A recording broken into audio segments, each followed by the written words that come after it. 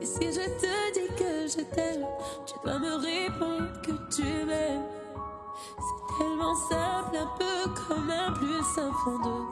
Et si tu me dis que tu m'aimes. Alors, moi, c'est Brian Dele, époux de Marilyn Dele, anciennement Gbaï. C'est Marilyn Dele, anciennement Bailly, l'épouse de ce charmant monsieur, Brian Dele.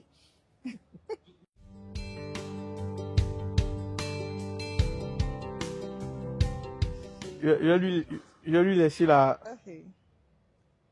Bon, on s'est rencontrés sur son lieu de travail, son ancien lieu de travail, Orange Marcory.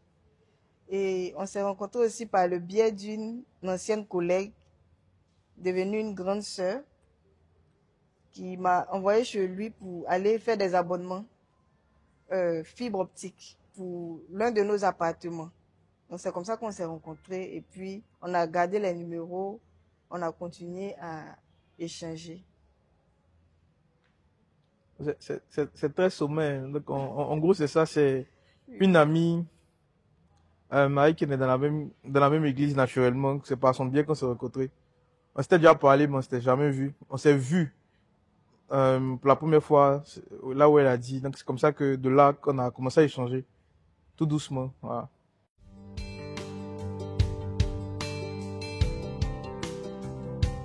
Oh non, pas vraiment. Hein. On s'était déjà parlé. Et puis bon, naturellement, en tant que, je vais dire bon vendeur aussi quelque part, il y a le service après vente. Donc quand tu vends un produit, il faut naturellement prodiguer tous les services qui vont avec. Donc c'est la raison pour laquelle j'avais gardé son numéro. C'est pas très vrai parce que on devait brancher la box. Normalement, pour que la box fonctionne, il faut juste la brancher et puis c'est tout. Mais il m'a dit non, que quand vous arrivez, appelez-moi. Je vais vous dire comment ça fonctionne et tout. Après, quand je suis arrivé, quand je l'ai appelé, c'est là que j'ai compris que il voulait garder le contact en fait. C'est les qualités d'un très beau vendeur. C'est gérer l'expérience utilisateur, l'expérience client jusqu'à la fin, de bout en bout, afin qu'il soit satisfait. Donc, c'est normal. Il était bien formé.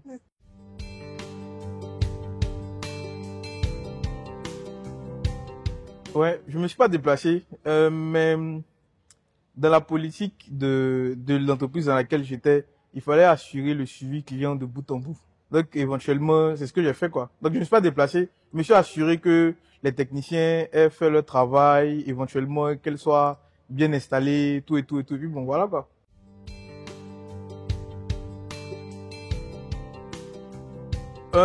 Si, moi, j'avais des intentions. Oui. Moi, je le connaissais depuis, il n'avait rien vu. Sinon, il le connaissait très bien. Mon ancien collègue me parlait de lui tout le temps et tout. Il me disait, mais Seigneur, Seigneur, fais que j'ai un mari comme Brian. Fais que j'ai un mari comme Brian et tout. Donc, quand je l'ai vu, vraiment, j'avais la joie au cœur. En tout cas, j'avais des intentions. Moi, faut dire que moi je venais d'un gourmet nucléaire. Ouais, à cette époque-là. Donc, bon, j'avais pas vraiment envie de me mettre en couple ou quoi que ce soit. C'était juste une causerie, surtout qu'on s'était déjà parlé. Et puis bon, voilà, quand les choses se sont fait de fil en aiguille juste après.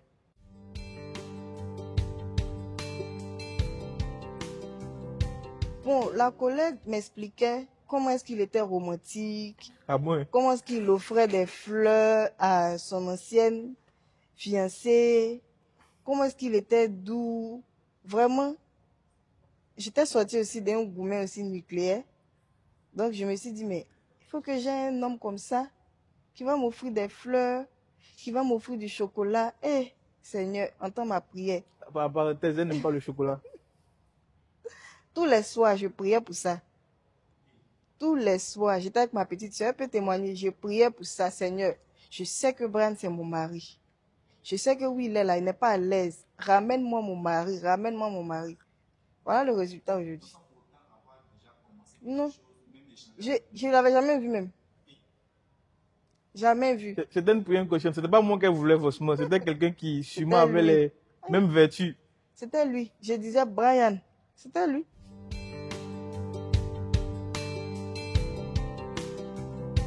Bien sûr, bien sûr. Après la connexion, il m'a offert un petit déjeuner. Ouais, c'est vrai.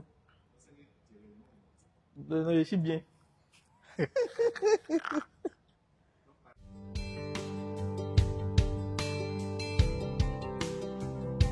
Alors, bon, faut dire que de base, je suis chrétien. Donc, naturellement, avec l'éducation, je vais dire ça comme ça, et les vertus qu'on obtient en marchant avec le Seigneur, on ne se met pas forcément en relation ou en couple avec tout le monde. Donc, moi, comme je dis, je venais de quelque chose de très difficile qui m'avait marqué. C'était depuis quoi? Je pense 9 ans, je m'étais plus mis en relation avec quelqu'un. Donc, c'était la relation d'avant là m'avait marqué. Donc, on a appris à se connaître. On a appris à savoir qui nous étions l'un vis-à-vis de l'autre. Et voilà quoi. Donc, les choses se sont faites doucement. Hein. Donc, j'ai appris à savoir quel est le Dieu là qu'elle priait aussi. La Bible a dit dans 2 Corinthiens de ne pas se mettre sous un joug étranger, sous un joug avec un infidèle. Donc, j'ai cherché à savoir si elle n'était pas infidèle vis-à-vis du Dieu que je priais naturellement. Donc, c'est comme ça, on s'est côtoyés. Elle aussi, elle venait fraîchement de chercher à sortir de tout ce que dans tout ce que elle était dans le passé. Tout ce dans quoi elle était dans le passé. Comme je dis, hein, elle peut-être pourra en rajouter. On s'est côtoyé, on s'est parlé, on a appris à devenir amis. C'est surtout ça le plus important. Et au fur et à mesure que les choses avançaient, j'ai fini par voir qu'elle avait quand même le minimum de vertus requis. Tu vois, je peux m'exprimer ici comme ça, qui, ma foi, était essentiel pour que je décide de me mettre en relation avec quelqu'un. Et moi, j'aime dire que on ne se fiance pas si on ne se met pas avec quelqu'un pour espérer après se séparer. Quand un homme dit à une femme qu'il veut marcher avec elle, c'est pour éventuellement l'épouser. Donc, c'est comme ça qu'on a commencé. Et puis, de fil en aiguille, je pense, un an après, c'est ça, hein? Oui, pratiquement. Pratiquement un an après, on s'est échangé les vœux de vouloir se marier, etc. Et puis après, les choses se sont faites. Parce que si elle a des souvenirs, Bon, tout est bon, hein. je pense qu'il a bien dit, c'est ça, hein? Oui, il a bien dit. Bon, comme je vous ai dit, je cherchais ça aussi. Donc, c'était bien tombé. Et ça s'est bien passé. On a appris à se connaître. Et ce dont ma collègue m'avait parlé, m'avait dit par rapport à lui, tout était vrai. Il y avait même plus. Je me rappelle qu'à notre premier rendez-vous, il m'a offert un cadeau. J'étais vraiment ébahie parce qu'on m'avait jamais fait ça. Généralement, c'était moi qui offrais toujours des cadeaux aux gens. Mais il m'offrait des cadeaux quand il pouvait. Je suis assise comme ça, souvent je reçois des fleurs. Une fois même, j'ai reçu un ventilateur. Parce Ouais. qu'il est venu chez moi, il a remarqué que le ventilateur que j'avais était trop petit. Donc, il m'a offert un très grand ventilateur qu'on a encore jusqu'à présent à la maison. Donc, nos visions cadraient. On a sauté le pas. Et puis voilà aujourd'hui. Ouais, je pense que c'était le bon choix, en tout cas.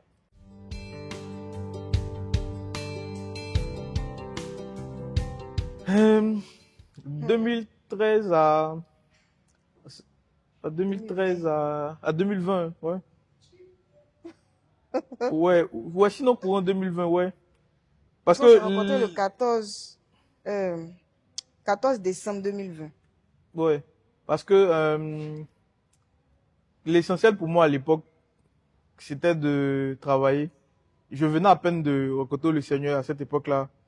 Donc, c'était pas pour moi le plus important de chercher à me mettre en relation avec quelqu'un. Pour pouvoir, quand tu décides de te mettre en relation avec quelqu'un, c'est éventuellement, comme je l'ai dit, pour te marier. Mais il y a un proverbe mondain, sinon séculier, qui dit, quand tu empruntes un pont, plus il est long, plus ça donne le vertige.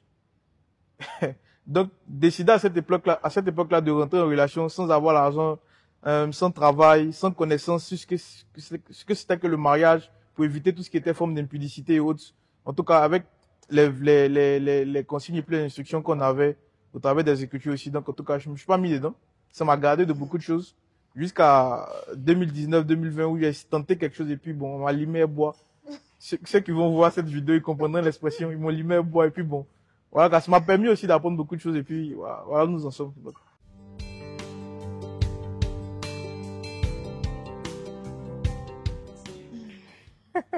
la Bible dit que les mauvaises compagnies corrompent les bonnes mœurs. Hum. Donc, faut savoir que euh, pour pouvoir marcher dans l'intégrité, il faut chercher à marcher avec le Seigneur. Et que, naturellement, se convertir, c'est changer de mesure. La mesure avec laquelle on te mesurait avant, normalement, ne doit plus être la mesure avec laquelle on te mesure aujourd'hui. Donc, si on convertit 1 kilomètre en mètres ou bien 1 kilomètre en centilitres, en fonction des mesures, la lecture qu'on va faire montre directement que cet élément l'a changé. Donc, comment ça s'est passé? C'est que j'ai décidé de marcher avec le Seigneur et j'ai commencé à persévérer dans l'enseignement des apôtres, comme les Écritures nous disent. J'ai commencé à vivre ce qu'on appelle la communion fraternelle. J'ai rencontré un esprit qui s'appelle l'Esprit Saint, comme son nom l'indique, Saint-Esprit. Donc c'est par ses vertus, par ses enseignements que j'ai commencé à appliquer, qui m'ont permis de me garder aujourd'hui, surtout après décision. Parce qu'on ne peut pas décider, on ne peut pas vouloir marcher avec Jésus sans avoir décidé au préalablement d'être comme lui. Donc, naturellement, quand tu veux être disciple de Jésus, tu décides d'obéir à tout ce qu'il te dit, à tout ce qu'il te demande de mettre en pratique, mais avec la force du Saint-Esprit. Donc c'est comme ça que je me suis gardé avec les frères. Je n'étais pas seul.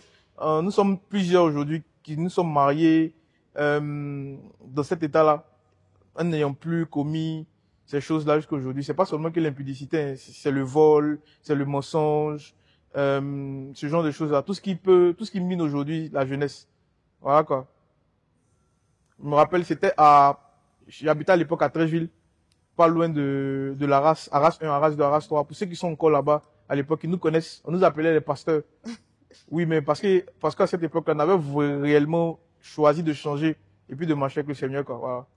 À force, vous savez, quand quelqu'un décide d'aller à l'école et qu'il suit vraiment le maître, si il applique les exercices du maître, il va devenir un expert, par exemple en physique ou en mathématiques. Donc, quand tu décides naturellement de suivre le Seigneur et de marcher selon ce qu'il a écrit, tu finis par devenir comme lui, en appliquant tout ce qui est écrit, avec la vertu et la puissance du Saint-Esprit, comme je dis. Voilà.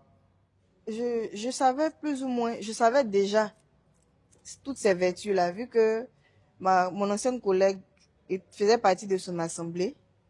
Donc, je connaissais tout ça déjà. C'est tout ce qui m'a poussé même à prier comme ça, à dire que je veux un mari comme ça, comme ça, comme ça.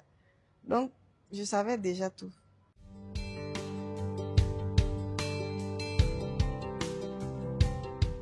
De lui faire plaisir.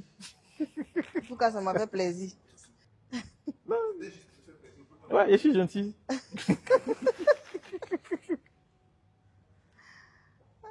Ça permet de détendre l'atmosphère. Ouais, ça peut égayer. C'est quoi? C'était pour lui faire plaisir d'abord. Voilà. C'est des boucles d'oreilles. J'ai ça même jusqu'à présent. Bien. Ça n'a pas noirci. Bien. Ouais, ça coûte quelque chose donc. Ça ne veut pas noirci.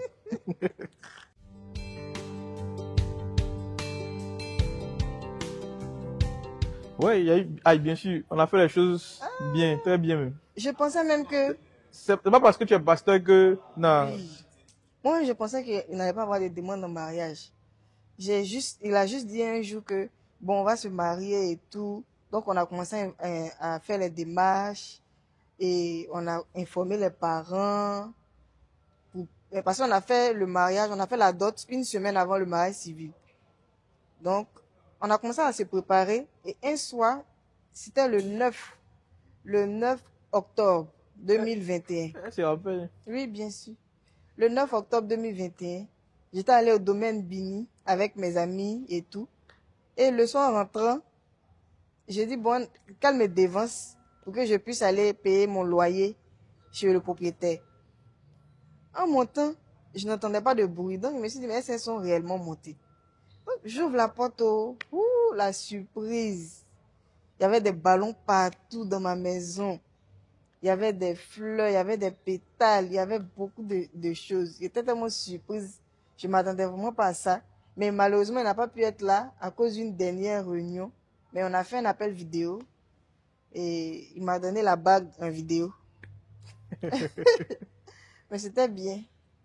C'était bien. Oui, il est romantique. Hein? Un fils de Dieu est romantique. Il est romantique. La Bible appelle l'église l'épouse de Christ. Regardez comment Dieu nous traite. Si nous aussi, à son image, elle n'est pas romantique, c'est que il y a un problème. Il est très romantique.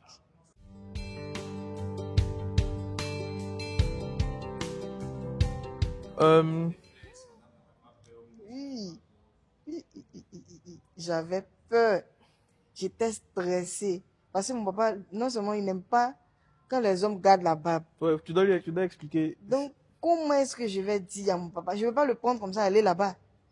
Il est capable, il est sans filtre. Il est capable de lui dire des choses comme ça qui passent par la tête. Mais c'est quoi cette barbe-là? C'est quoi tout ça? Donc, je suis là, j'ai réfléchi. J'ai dit, bon, je vais parler avec lui. Je vais lui envoyer sa photo. Je sais que quand il va voir ça, le jour, il va le voir là, ça va aller. Donc, je lui ai envoyé la photo.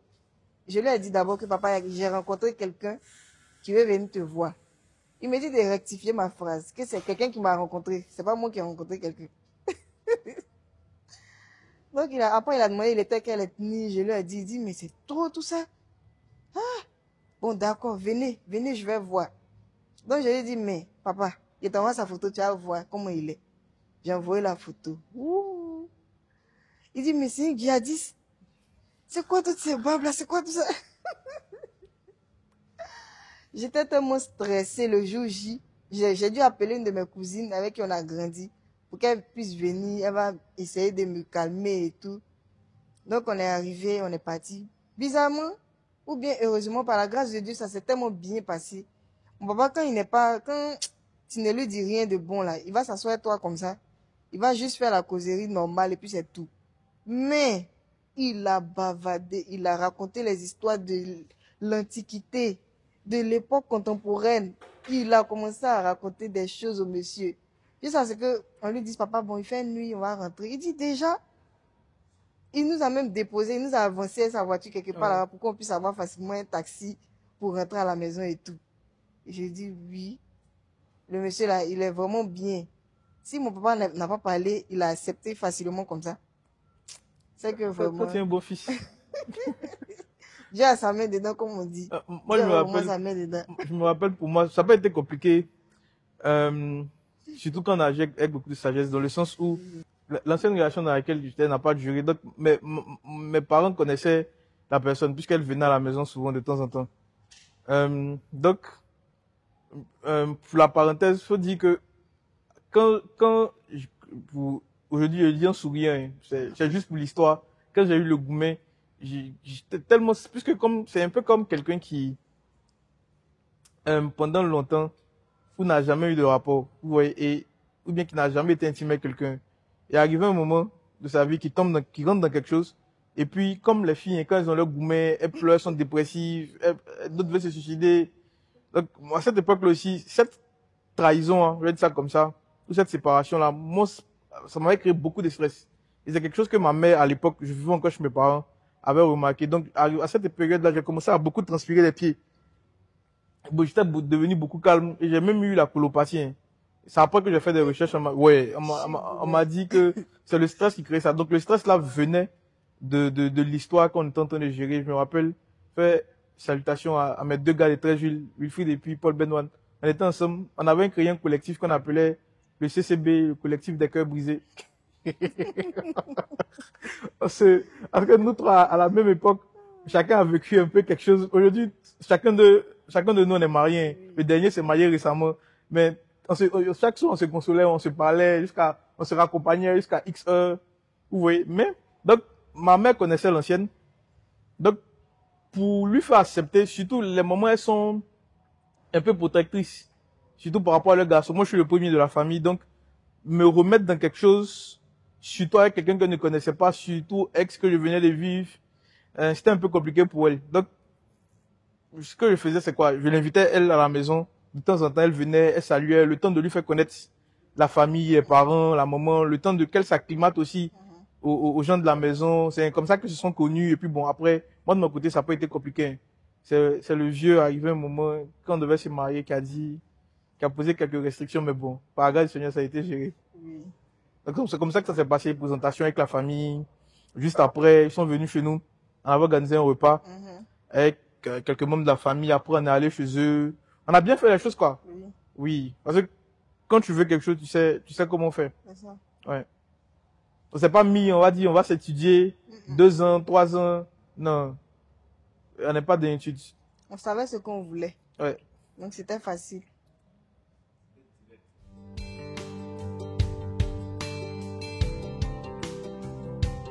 Il y a une petite anecdote par rapport à sa maman, peut-être qu'elle va raconter, si elle veut. Mais si les parents n'étaient pas d'accord, on allait attendre. Oui. Oui, on peut pas se marier, Sans ce n'est l'autorisation des pas parents. seulement aller à l'église. Si tu te maries sans l'accord de tes parents, tu n'es pas marié. Quand tu lis les Écritures, depuis l'Ancienne Alliance jusqu'à la Nouvelle Alliance, quand on parle de mariage, on parlait de famille, on parlait d'accord de deux familles. Il n'y a pas de mariage quand il n'y a pas d'accord, quand il n'y a pas réunion de deux familles, surtout si les parents sont encore en vie. Donc si les parents n'étaient pas d'accord, on allait éventuellement, comme de grands garçons, comme une grande fille, discuter avec eux, voir quels sont les motifs qui allaient nous empêcher de nous marier, et puis ne pas forcer, prier, parler avec eux, agir avec beaucoup de sagesse. C'est ce que les Écritures recommandent. Ne pas s'empresser. Le mariage, c'est pas simplement la cérémonie. C'est tout ce qui vient avec. Donc, une cérémonie peut être empêchée pour plusieurs motifs. Surtout si, pour parler comme un chrétien, surtout si Satan veut mettre sa queue dedans. Mais, je veux dire, ça peut être le cas, mais on n'allait pas forcer, quoi. Non. Plus tu forces, plus tu vas gâter. C'est ça. Ouais. Il faut plutôt agir avec beaucoup de sagesse. Prier. Demander à ce que le Seigneur puisse te conduire, t'instruire, et puis parler avec le parent. C'est-à-dire que du côté du mari, l'homme parle avec ses parents pour essayer de voir ce qui ne va pas. La femme aussi, c'est aux deux parties de gagner leurs parents, vice versa. Ouais.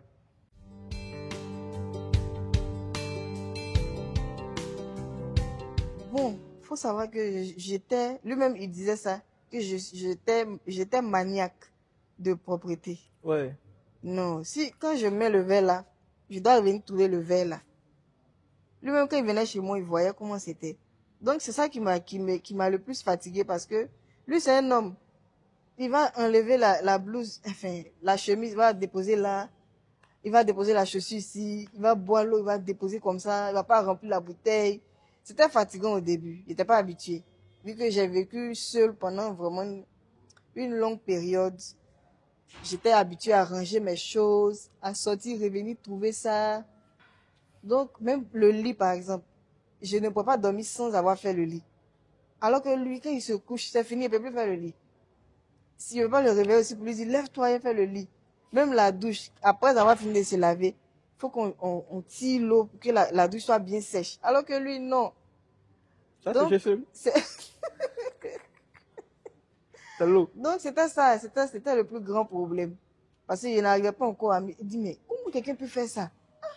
Comment quelqu'un peut enlever sa chemise et puis ne pas ranger? Comment quelqu'un peut boire l'eau et puis ne pas remplir? Non, ça, c'est pas possible. On peut pas faire ça. Mais au fur et à mesure, je me suis habitué. Mais ça s'est arrangé aussi. Oui, ça s'est arrangé. Il a compris. On a essayé de mettre de l'eau dans notre vin, nous deux. Il a compris que ma femme, c'est sa nature. Peut-être il faut qu'elle diminue un peu, mais il faut que moi aussi je fasse des efforts. Donc, il a fait des efforts. Maintenant, ça va. Il se déshabille dans la chambre. Et quand il boit de l'eau, il remplit. Ou bien il remet dans le frigo. En tout cas, ça va. Je parle moins. Je vois même plus par rapport à tout ça. C'était ça qui m'avait le plus choqué. C'était ça.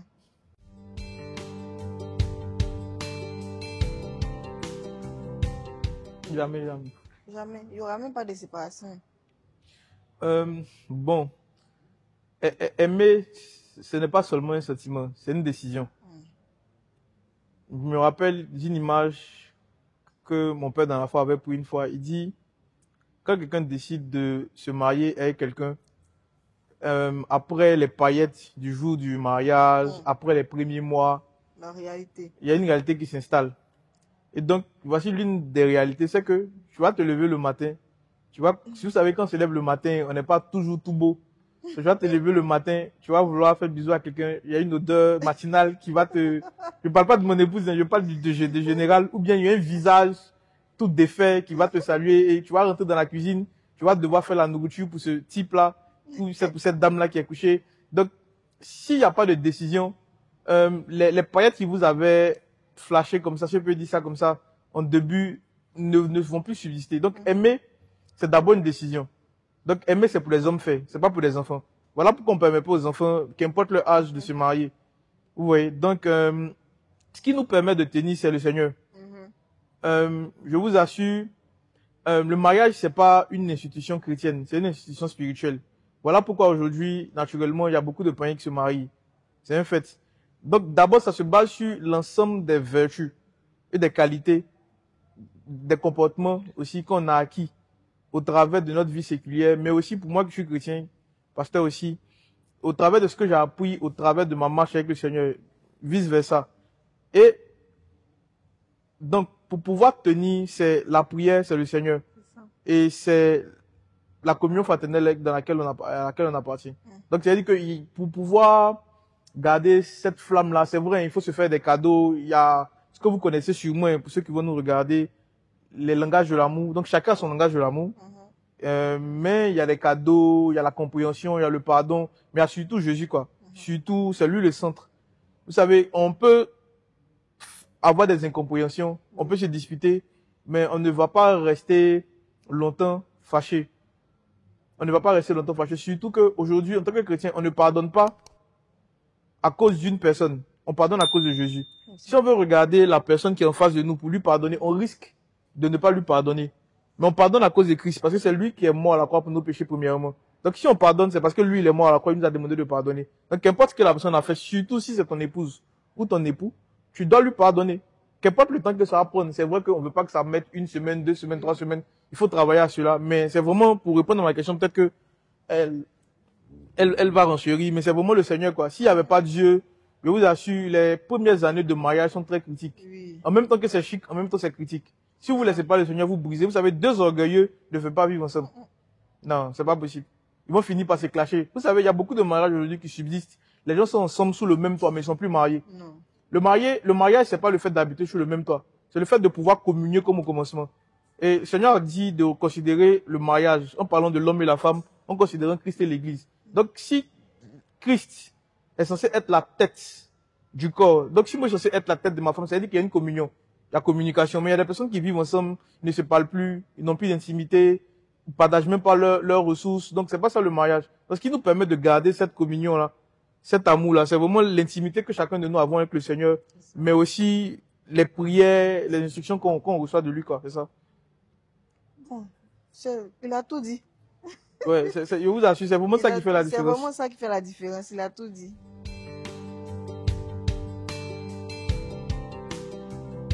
Bon, mon mari ne va pas me tromper. Il peut pas me tromper.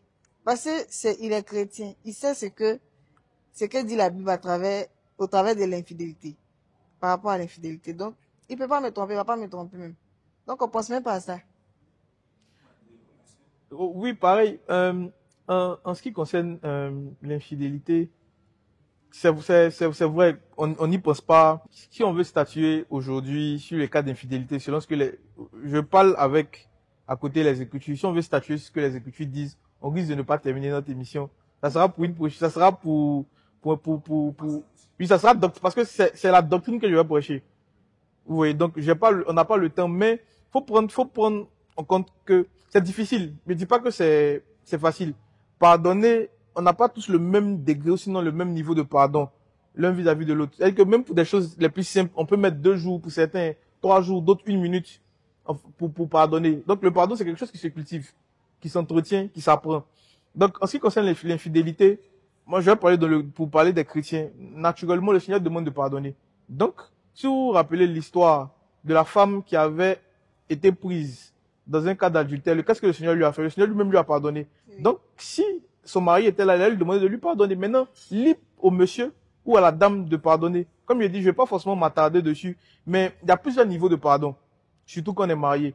Donc, il y a des personnes qui vont mettre du temps à pardonner. Il ne faut pas se séparer, mais vous savez, se faire cocu, sinon vivre une infidélité, elle peut prendre comme un couteau et puis le mettre dans une plaie.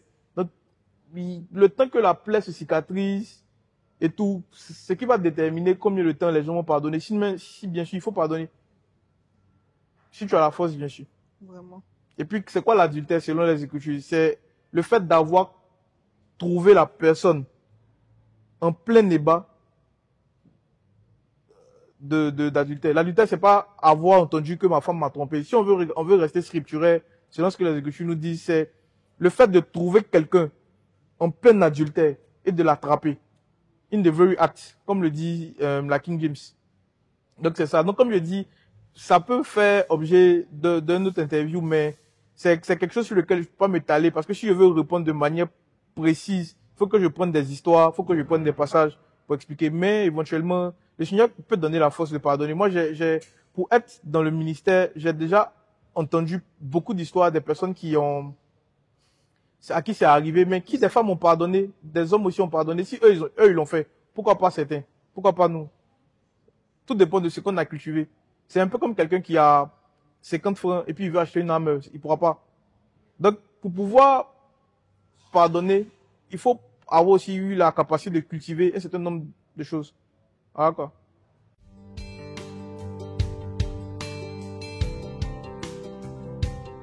Mon mari, c'est un bon papa. C'est vrai qu'on n'a pas encore d'enfants, mais c'est un bon papa pour moi d'abord. C'est un bon professeur. Sauf que souvent, il veut tellement bien expliquer la chose. Il va mettre des heures et des heures, alors qu'il sait pas, il oublie que sa femme comprend très vite. Sinon, c'est un bon enseignant, c'est un bon papa, c'est un bon motivateur aussi. Et c'est un bon mari. Je manque de rien, rien du tout. La grâce de Dieu me suffit, mais mon mari aussi s'occupe très très bien de moi. Il n'est pas à me plaindre. Il me fait beaucoup de cadeaux. Ça va augmenter au fur et à mesure. Au fur et à mesure. Les cadeaux d'un an de mariage ne sont pas les mêmes qu'aujourd'hui. Ouais. Les petits bijoux, les petites montres. Maintenant, c'est les téléphones. Il m'a offert un Z Fold 5 récemment. Et là, il y a mon anniversaire bientôt. On a nos 3 ans de mariage. Je sais qu'il me prépare du lourd. Monsieur. Peut-être. Tu as vu, non? Sinon, mon mari, vraiment, c'est le meilleur mari de tout le monde mondial. Vraiment, que Dieu le bénisse, quoi. Moi, j'aurais pas rêvé avoir la femme que j'ai à m'écouter aujourd'hui. J'aurais pas pensé. C'est Dieu qui fait grâce. Donc, je pense que c'est une grâce que je l'ai aujourd'hui. Par elle, que Dieu est passé pour me donner beaucoup d'opportunités pour être marié aujourd'hui. Et que si je ne l'avais pas trouvé, je ne serais pas marié. Donc, déjà, c'est la grâce qu'elle est. Et c'est quelqu'un qui sait faire beaucoup de cadeaux aussi. Elle est très gentille. Elle est affective. Souvent, au départ, ça me dérangeait un peu. Le fait d'exprimer ses émotions, bien son amour. J'étais un peu, je vais pas dire réfractaire, j'étais un peu timide. Mais, en termes de vertu, de qualité, elle est gentille, elle est avenante. Elle sait faire des cadeaux, comme je sais les faire aussi. Elle a appris. Et pour parler même de cadeaux, elle m'a offert récemment Saint-Valentin, elle a fait son avance. Quoi encore? Autre chose encore, en tout cas, elle m'a offert une montre aussi récemment. J'étais surpris même. C'est quelqu'un qui est bien, comme je dis. C'est une bonne conseillère, c'est une bonne amie. Au début, c'était un peu compliqué. Parce qu'on venait de 2 mondes différents en termes d'éducation. Avec chacun ses petits défauts et puis ses qualités. Mais on a fini par se rejoindre. Et on continue de travailler dessus.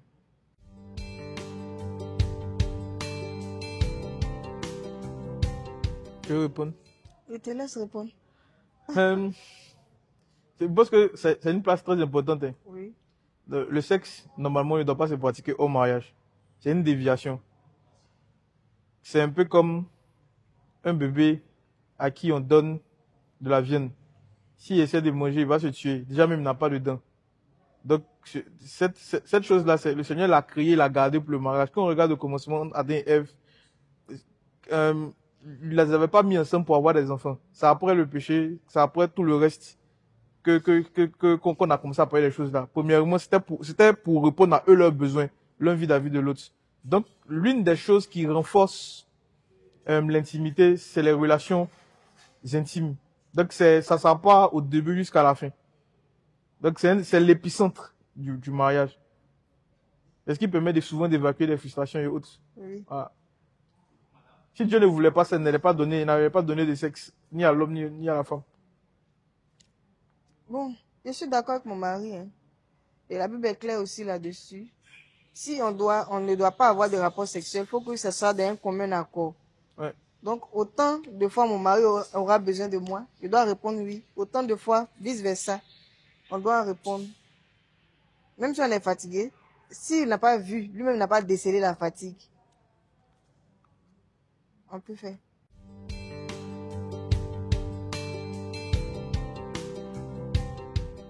Bon, Bon, tu réponds. je vais commencer, si tu veux. Bon, ce qui est sûr, c'est que l'homme, c'est le chef de la femme. Il doit s'occuper de sa femme, il doit s'occuper de ses enfants, c'est ce qui est clair.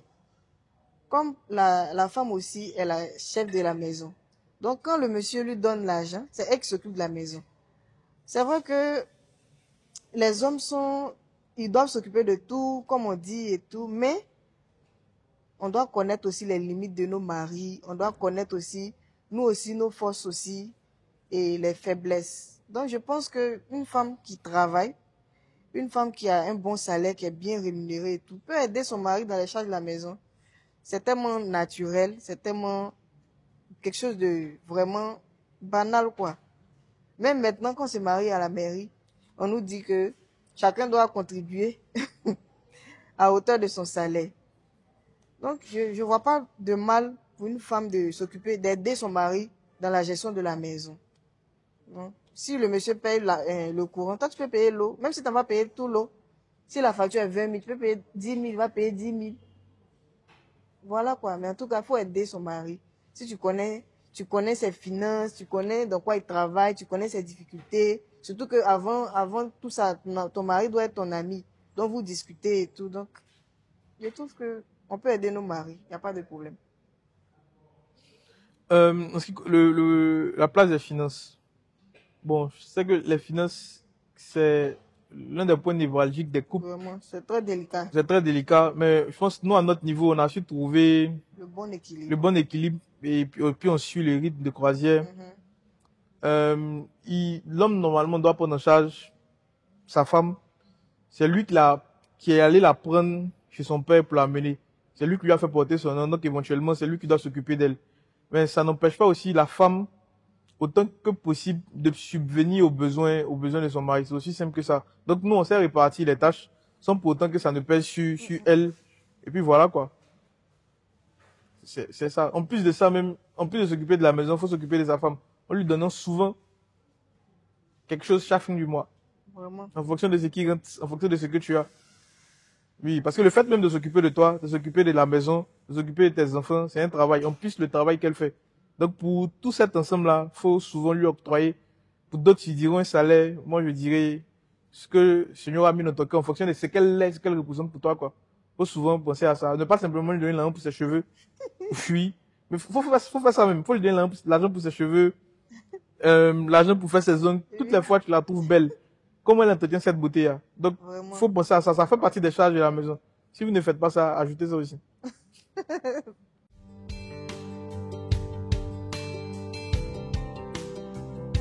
Bon, déjà, hein, qu'importe la situation, c'est proscrit selon les Écritures. Donc, c'est pas qu'on ne comprend pas. Faut dissocier l'acte et puis le sentiment que les personnes vivent. Vous savez, quelqu'un peut être sincère, mais il peut avoir tort. C'est ça. C'est-à-dire que quelqu'un peut être sincère, il veut avorter, mais il a tort. Parce que la personne a été abusée, elle a été violée. C'est un sentiment normal. Et on respecte, on compatit, on pleure avec la personne. C'est pas pour autant qu'il faut abréger la vie de l'être qui vient. Donc, du moment où tu abrèges cette vie-là, tu commets un péché. Voilà. Donc, dans ce sens-là, c'est-à-dire on sait parler avec la personne, on sait la réconforter, on sait l'aider. Il y a des moyens. Vous savez, un homme de Dieu, prophète, pasteur, c'est quelqu'un qui fait plusieurs métiers. Il est psychologue, il est enseignant, il est docteur, il est quoi? Il est professeur. On arrive en fonction du besoin des personnes qui sont devant nous, à leur donner ce qu'il faut. Vous savez, donc quelqu'un qui est dans un cas où il doit voter, on va essayer de savoir pourquoi, c'est quoi les raisons, et on va pas le pousser in fine à abréger la vie de cet être humain. Au contraire, on va lui donner les ressources pour qu'il puisse accepter et que prier pour lui, le mettre dans les conditions afin que Dieu lui fasse passer tous les torts qui sont venus avant l'avortement. Et il y a ces moyens-là avec le Seigneur, bien sûr. Ouais, donc, compte quoi, compte. Au contraire, que l'enfant vienne. Maintenant, si tu veux pas t'occuper de lui, il n'y a pas de problème, laisse. On va s'occuper. Il y a beaucoup comment on dit ça déjà, d'organismes qui s'occupent des enfants. Si toi, tu ne le veux pas, Dieu en veut. On va le récupérer. Ouais. C'est pour la raison pour laquelle il a dit de s'occuper des veuves et puis des orphelins. Donc, un orphelin, c'est pas seulement quelqu'un qui a perdu sa mère, son père ou sa mère est décédé, mais c'est quelqu'un qui n'a plus de figure aussi paternelle. Ou cette figure paternelle ou maternelle là qui n'est plus présente dans sa vie. Donc, on va te dire, il n'y a pas de problème, in fine, tu veux pas avoir l'enfant. On va pas t'encourager on va pas t'encourager à le tuer, à avorter, mais par contre, on va t'encourager à le garder si tu le veux. Mais in fine, si tu le veux pas, on sait comment récupérer. Aujourd'hui, par la grâce du Seigneur, les églises ont de plus en plus d'organismes, d'endroits qui permettent de gérer ce genre de cas, ce genre de personnes-là. Donc, on est contre l'avortement. Il n'y a aucune raison qui va, comment on dit ça déjà, qui va pousser, qui ne doit faire valoir cet acte-là. Au contraire, il y a beaucoup plus de raisons à garder. Si c'est ce qui concerne le moral, les pensées, les blessures, il y a beaucoup de solutions pour pouvoir guérir ces personnes-là qui ont le cœur brisé, qui ont le moral abattu, qui ont été déchirées. La puissance du sang de l'agneau est capable de détruire tous ces maux-là qu'ils ont vécu, quoi. Voilà. On est comme ça.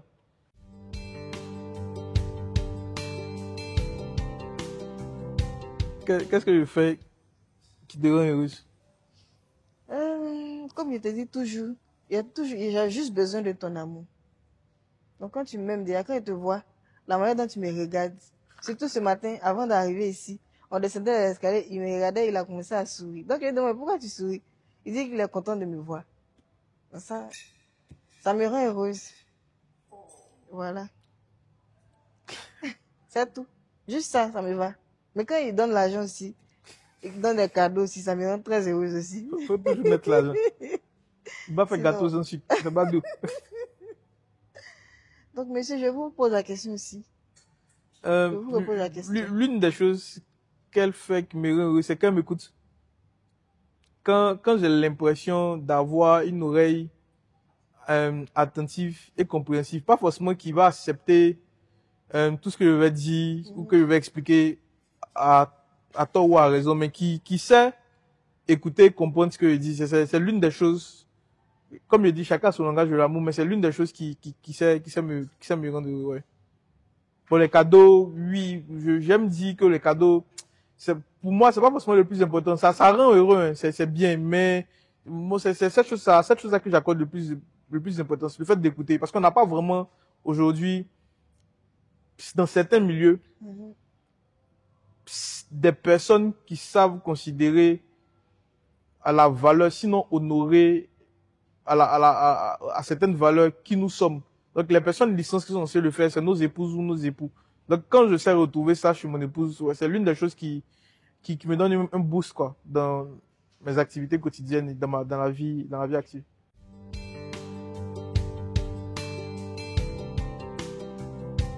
Elle va commencer, c'est plus facile. C'est plus facile chez les femmes que chez les garçons. On a dans ces mots, il a puisé. Bon, qu'est-ce que je peux te dire que tu ne sais pas? Comme je te dis toujours, merci. Merci, merci d'être dans ma vie. Parce que il y a beaucoup de choses que tu es venu changer. Toi-même, tu sais.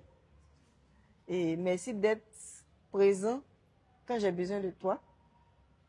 Merci de m'aimer. Merci de prier pour moi surtout. Merci pour tout ce que tu fais pour moi. Merci. Comme je te disais la dernière fois, si au travail, on ne nous paye pas vite. Mais si je ne vivais pas chez quelqu'un, comment j'allais faire pour payer ma maison? Le voudrait me chasser. Donc, le simple fait que je sois sur son toit sans payer, vraiment, c'est un plaisir aussi. Mais, en gros, merci. Merci pour qui tu es. Merci pour ton amour. Merci. Que Dieu te bénisse abondamment. Amen. Que Dieu puisse nous bénir, qu'on soit toujours meilleur dans tout ce qu'on fait, qu'on soit toujours ensemble jusqu'à ce que Jésus revienne, qu'on ait nos 2-3 enfants, qu'on soit des parents attentifs et des parents aussi fusionnels. Que Dieu te bénisse, que Dieu bénisse ta famille, que nous serons bientôt. Amen. Alors,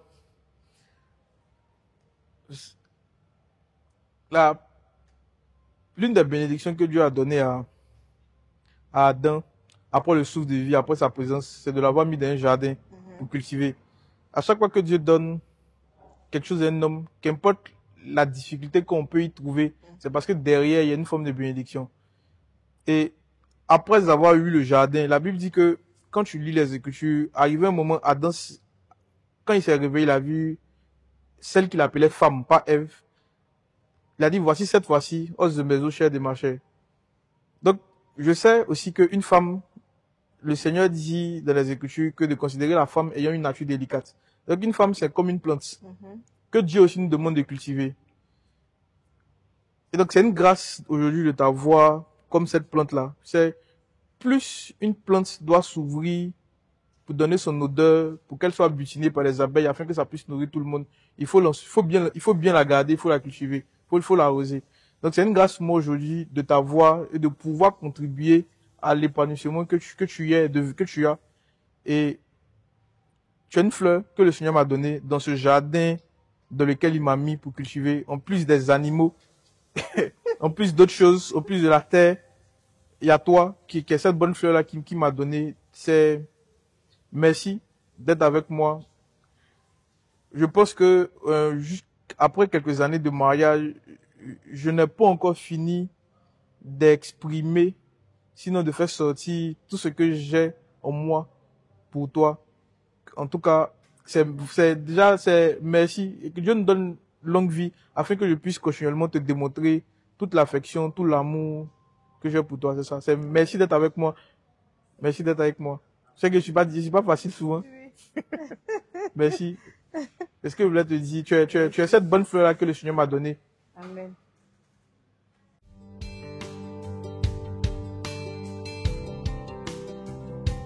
Pour moi, je pense que peut-être va donner son avis. La Saint-Valentin, c'est une fête commerciale. D'aucuns diront c'est une fête païenne, etc., etc.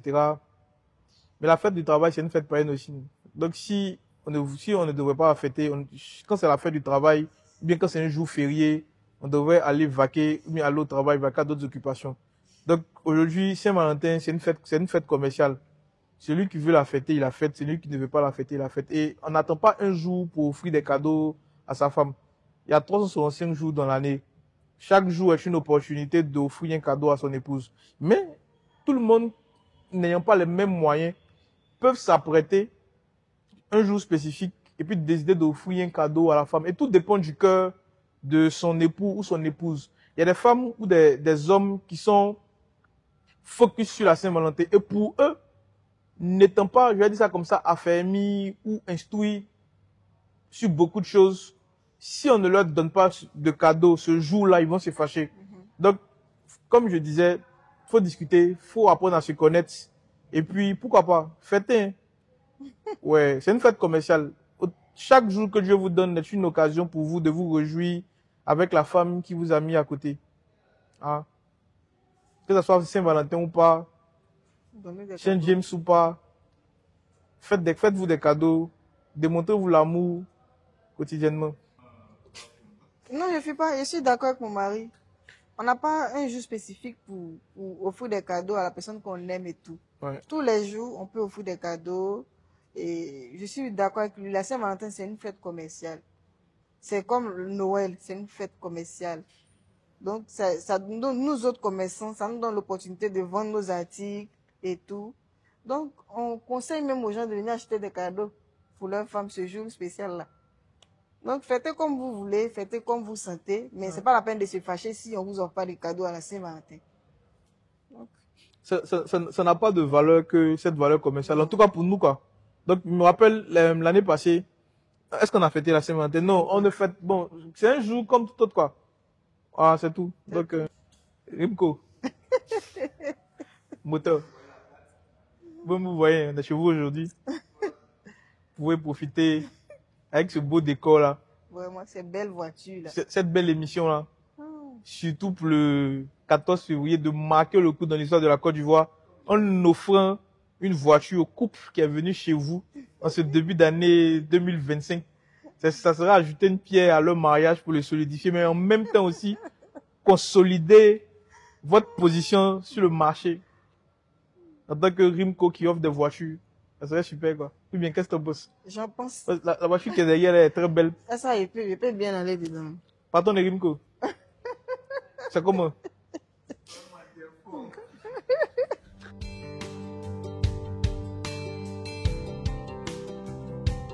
Bon, les difficultés qu'on peut vivre dans le mariage sont nombreuses, hein. Moi, j'ai peut-être principalement deux choses à dire, mais qui est très chirurgicale, qui vient trancher, sinon qui vient aider. Là, quand on lit Genèse, la Bible dit que c'est Adam qui a dit, l'homme quittera son père et sa mère, s'attachera à une femme, et les deux formeront une seule chair. Décider de vivre avec quelqu'un, c'est décider de former une seule chair. Et l'une des choses qui nous permet de se garder comme ça, vous savez, on peut former une seule chair physiquement, mais ne pas former spirituellement une seule chair. Comment? Parce qu'on n'a pas pour habitude de prier ensemble. La plupart des personnes, je vais parler aux chrétiens, même aux personnes qui ne sont pas chrétiennes, qui sont mariées, il y a une forme d'union et puis de résolution de problèmes qu'on trouve uniquement quand on décide de devenir un. Et devenir un s'applique aussi pas simplement qu'aux choses physiques, en ayant des rapports. C'est pas ça seulement. On peut faire ça et puis après être fâché. C'est avoir la capacité de prier ensemble. On peut être chrétien et puis avoir une vie de prière, mais séparée. Monsieur va prier à côté, madame va prier à côté. Mais l'un des commandements que le Seigneur a donné, c'est de devenir un. Et devenir un, ça consiste aussi à avoir une vie de prière commune. Donc, l'une des choses, je vous assure, qui nous évite d'avoir des cœurs distants, des pensées distantes, même après des difficultés, même après des disputes ou des incompréhensions, c'est en fin de journée, venir prier ensemble. Parce que le Seigneur a dit que le soleil ne se couche pas sur ta colère. Donc, ce n'est pas permis à un enfant d'aller dormir avec des griefs, des problèmes, des mauvaises pensées contre son épouse. Vous voyez? Donc, l'une des manières de détruire ces mots-là à la racine, c'est d'avoir une vie de prière commune, de s'organiser et de prier continuellement. Si vous avez pour habitude de prier chacun de votre côté, c'est bien. Vous faites bien. Mais il serait mieux, en plus de ça, d'avoir vraiment une vie de prière commune. Parce que c'est en ce moment-là que vous serez en train de faire un. Le un, cette tête spirituelle-là, le faire un, comme Adam a dit, ce n'est pas faire un physiquement, en ayant des enfants, en étant dans la même maison, mais c'est aussi devenir un être. Et spirituellement, plus vous priez ensemble, l'entité spirituelle que vous formez dans le ciel devient plus fort. Mais si vous n'avez pas de vie prière commune, vous êtes en train de grandir chacun à son niveau. Et le parallèle n'est pas aligné. Mais il faut que vous ayez cette même dimension dans le ciel. Et comment? C'est en priant ensemble, s'organiser et prier. Je pense que ce conseil-là peut venir résumer tous les autres conseils qu'on peut donner, sinon qu'on peut adresser de manière spécifique au cas par cas. C'est-à-dire qu'après avoir donné des conseils, on finit par ça. Donc, je commence par la fin. Comme au commencement, et puis la fin. Au commencement, quand tu décides de marcher avec le Seigneur, tu rentres par la repentance. Donc, c'est une forme de prière. Quand Jésus va venir nous enlever, aussi d'un esprit de prière. Donc, le début de toute chose, c'est l'esprit de prière. La fin de toute chose aussi, l'esprit de prière. Donc, quand on sait se garder dans cette salle d'attente-là, je vous assure qu'il y a beaucoup de maladies qu'on peut éviter. Est-ce que tu es d'accord? Je suis d'accord. 200%. Je suis du même avis que lui. Hein. On fait un.